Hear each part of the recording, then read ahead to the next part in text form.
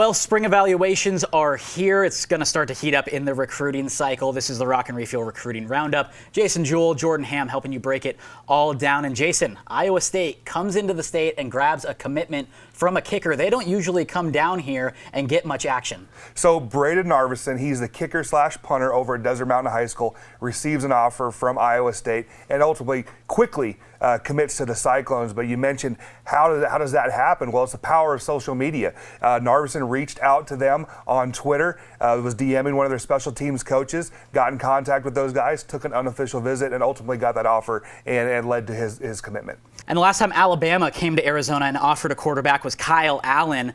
This year now, Tyler Shough picks up an offer from the Crimson Tide as well as another big-time passing program. Is there a hotter prospect in the state of Arizona than Hamilton quarterback Tyler Shough? I mean, he got offered by Washington State, turns around Monday and gets that offer from Alabama. It doesn't get much bigger than that. Like you mentioned, the Crimson Tide don't come out to Arizona and recruit out here very often. Kind of fits what they do, pro-style type quarterback. And Shough now well over double-digit offers. Very talented guy. It's going to be a busy spring over there at Hamilton High School.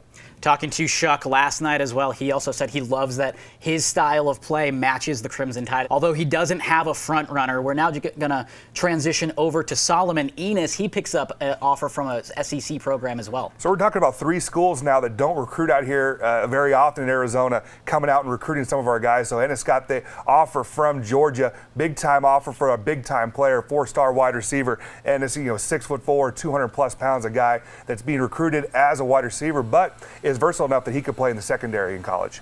Arizona State this past recruiting cycle really hammered home getting guys in the secondary, especially in-state. They offer 2 at their junior day. Yeah, so you talk about Kenny Churchwell over at Mountain Point and Dominique Hampton at Centennial. These 2 guys are really heating up. Churchwell also was offered by Cal last week. Add that to his offers from U of A and Hawaii.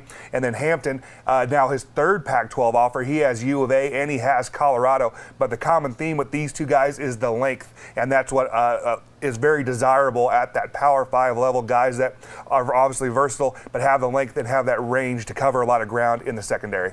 Air Force seems to come into the state each and every year and pick up playmakers. They could add 2 guys to their running game that could really help them. Well, how about Higley running back Drayson Hall? He's a guy not real big, but now is just raking in the offers. Air Force now he's approaching double-digit offers for a guy that was the state player of the year last year. And then Max Wilhite, the big offensive lineman over at Desert Edge High School Center, got his 3rd offer from Air Force. And there's 2 other guys over there at Desert Edge that I think are going to get offers real quick.